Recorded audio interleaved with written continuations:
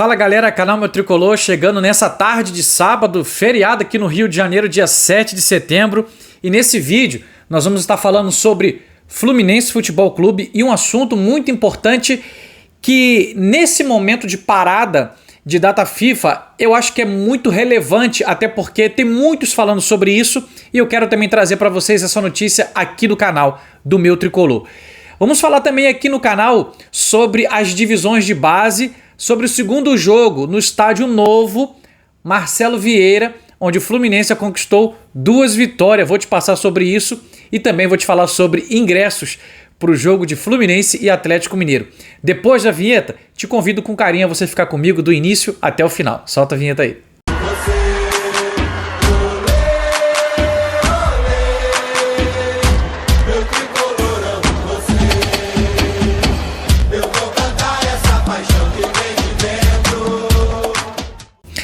Fala torcida tricolor, sejam todos muito bem-vindos.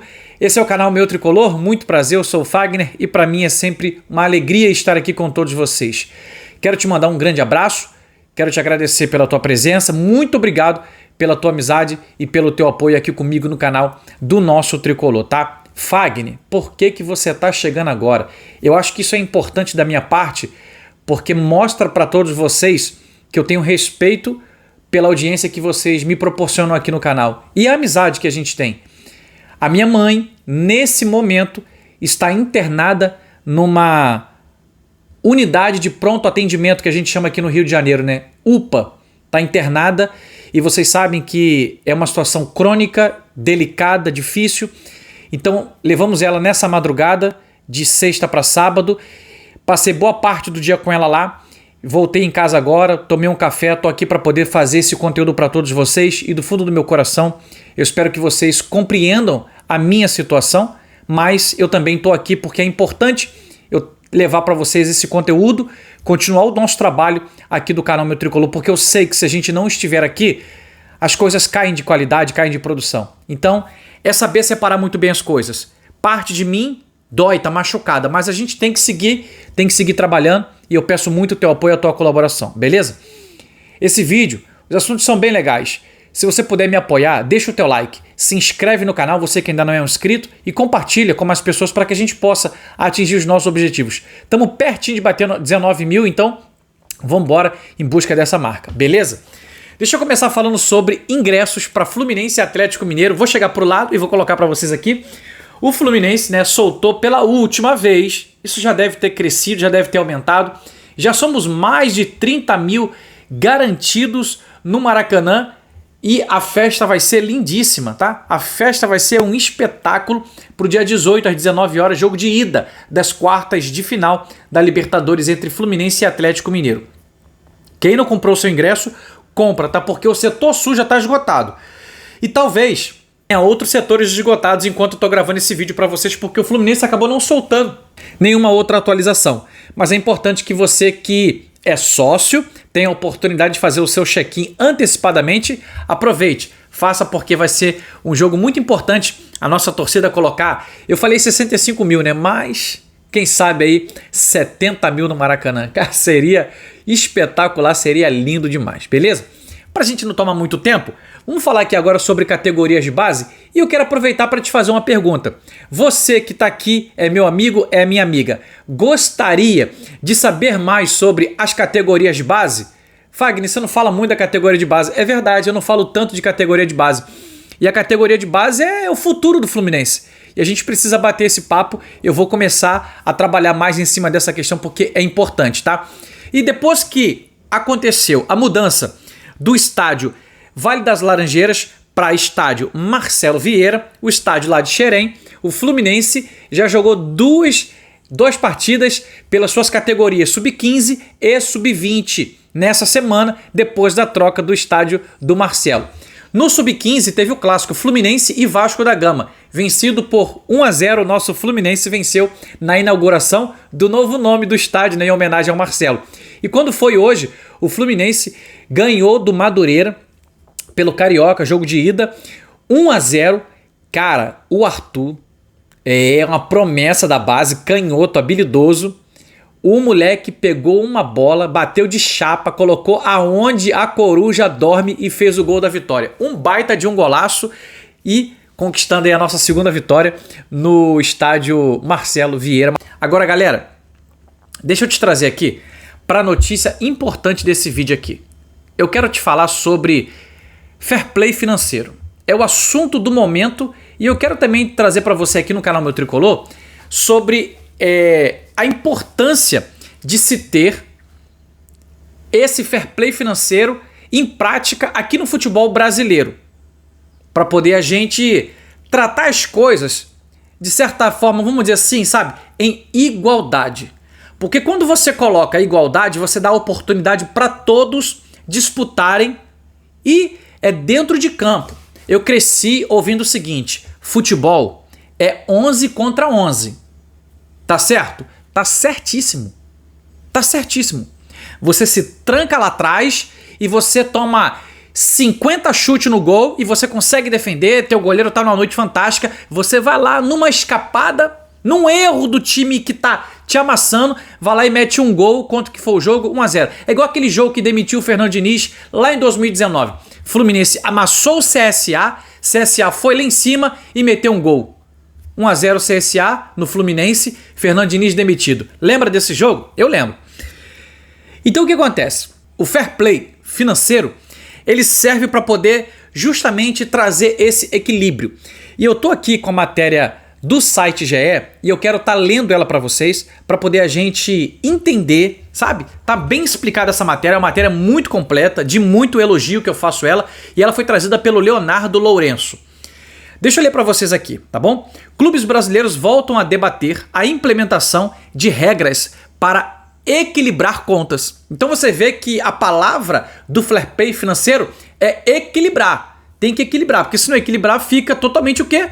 Um desnível, fica desequilibrado e fica automaticamente desigual.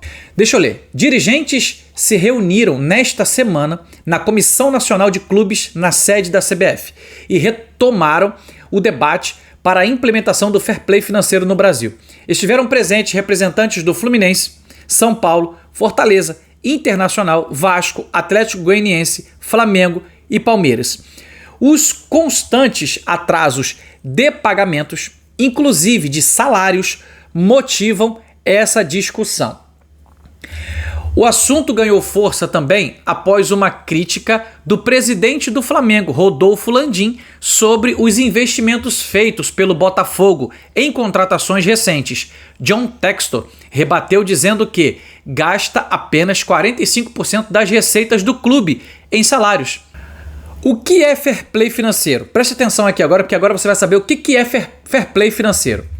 Trata-se de um conjunto de regras que visam o controle financeiro dos clubes para que eles se tornem sustentáveis no longo prazo, capazes de honrar seus compromissos, sejam com outros clubes, com funcionários ou com o Estado. As grandes ligas europeias já operam sob essas regras, assim como a própria UEFA, que define critérios para permitir que os clubes disputem seus torneios.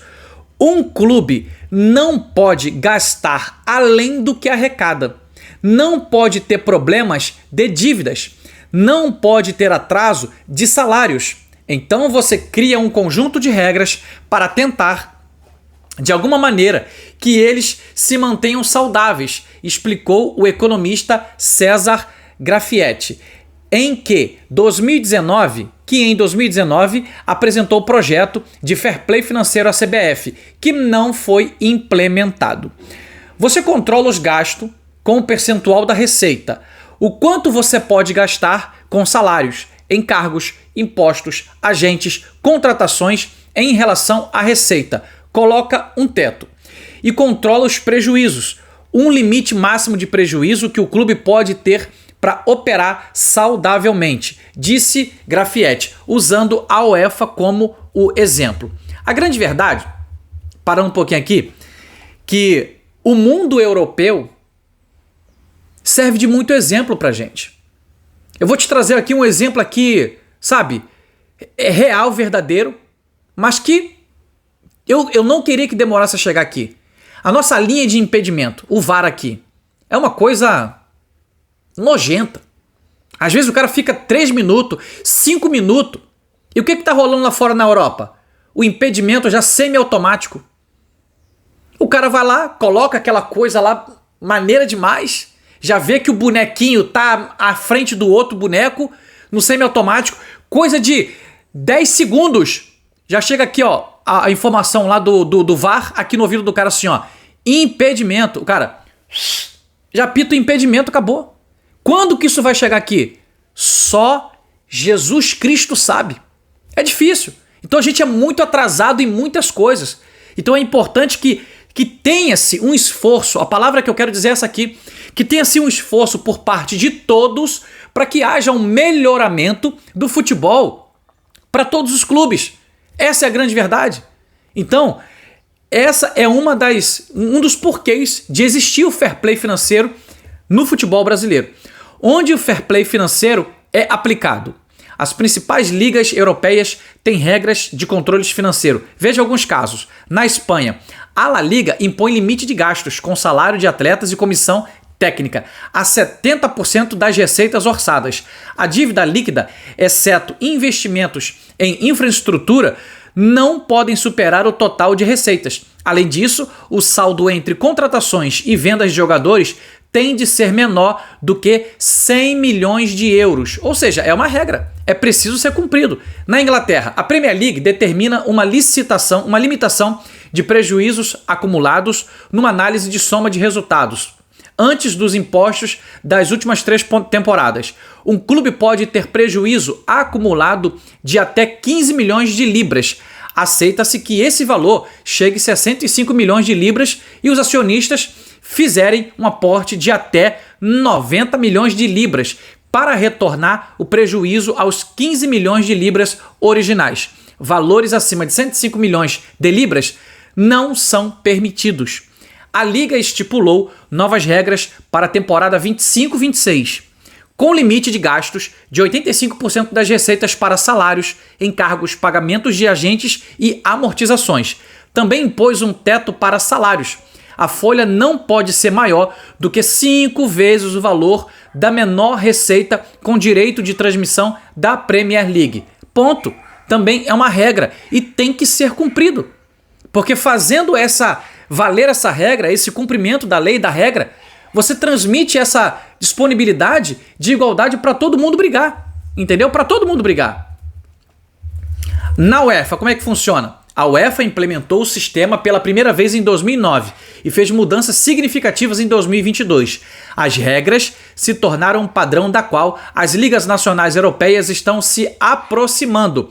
Para o órgão continental, os clubes precisam apresentar declarações de que não há atrasos em pagamentos em 3 períodos: junho, outubro e janeiro. Atrasos maiores de 90 dias agravam as sanções previstas. É isso. A UEFA também determina o limite de 60 milhões de euros em prejuízos acumulados por 3 temporadas, com flexibilidade para chegar até 90 milhões de euros, se houver aporte de até 30 milhões de euros dos acionistas. As regras atuais também definiram um limite de custos com salários, encargos, agentes e amortizações.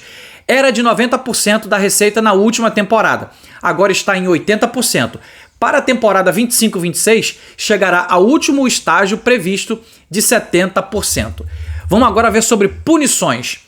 Todos os sistemas prevêem sanções para o descumprimento das regras. Na Espanha, a previsão de impedimento do registro de novos atletas, até que o orçamento demonstre equilíbrio. Se você pune, você faz com que os times estejam organizados. Agora, se você for desorganizado, você vai receber uma punição. A Premier League tira ponto dos clubes que não se enquadram, como aconteceu na última temporada com o Everton. 8 pontos deduzidos e o Nottingham Forest, 4 pontos. Perdeu, filho. Saiu fora, sabe? Saiu fora da lei, da regra, perdeu. E aí cada sede, cada local tem um tipo de punição. Você vê que na La Liga é um. Não pode contratar novos atletas. Não pode. Na Premier League, você já perde ponto. Isso aí já te interfere nesses times pequenos, basicamente em rebaixamento para a segunda divisão. Então na Liga 1, na França, pode rebaixar os clubes sancionados. Um caso extremo recente aconteceu com quem? Com Bordeaux, ex-campeão nacional, que foi rebaixado à terceira divisão e que em junho declarou falência. Vocês estão vendo aí? Por quê? Porque descumpriu a regra. Então, se você descumprir a regra, eu sinto muito. Aí vamos lá. A UEFA pode suspender os clubes que participam de suas competições que fazem com o Milan desde 2018 e a Juventus em 2023. Quando você pune, você obriga os times, as instituições, sabe, a agirem de forma justa, dentro do que tem que ser feito. A proposta para o Brasil. Grafietti apresentou à CBF em 2019 um primeiro plano de implementação do fair play financeiro para o Brasil. Ele também trabalhou com a Libra no início da movimentação dos clubes para a criação de uma liga nacional. Ele propõe regras que unam o controle das dívidas aos controles dos gastos, permitindo que clubes com dívidas menores tenham liberdade para investir mais em salários e contratações. Palavras de Grafietti. Tenho clubes muito endividados que atrasam pagamentos por causa disso. Não adianta ter uma receita se a dívida é tão grande que ela consome este valor.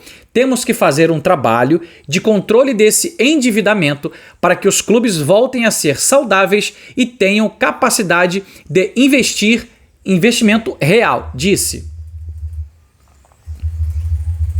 Junto disso, temos que controlar os custos na outra ponta. São duas dimensões, o do controle da dívida e o do controle de gasto. Precisamos fazer e combinar as duas, de modo que os clubes que tenham pouca dívida possam gastar mais. Eles não precisam que sobre muito dinheiro para pagar suas dívidas. Clubes que têm muitas dívidas têm que gastar menos.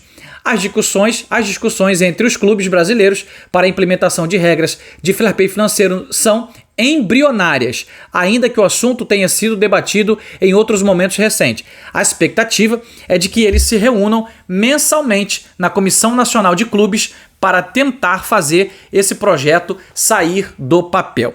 Então o que acontece? A gente acabou de ler que são discussões que ainda estão, sabe, em período embrionário. Então,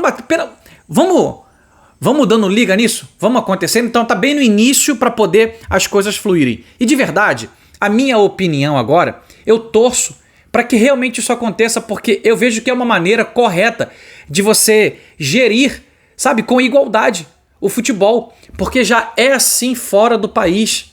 Por que o nosso Brasil tem que ser diferente? Então você traz, sabe, com qualidade, uma implementação de um estudo como esse e você favorece para que a gente tenha uma regra boa, uma regra forte, uma lei forte, para que haja, sabe, esse controle de fair play financeiro entre todos os clubes que disputam o Campeonato Brasileiro Série A, Série B e por aí vai. Então, eu espero de verdade que a expectativa, né, é que eles possam se reunir cada vez mais para que esse projeto possa sair do papel, e eu torço para que saia, eu torço para que a gente possa encontrar cada vez mais, sabe, melhores formas de valorizar e de engrandecer cada vez mais o nosso futebol brasileiro, beleza? Queria deixar você com esse vídeo nessa tarde e se você gostou, deixa o teu like, se inscreve no canal e compartilha esse vídeo com mais pessoas. Tamo junto, até o próximo conteúdo, grande abraço, galera!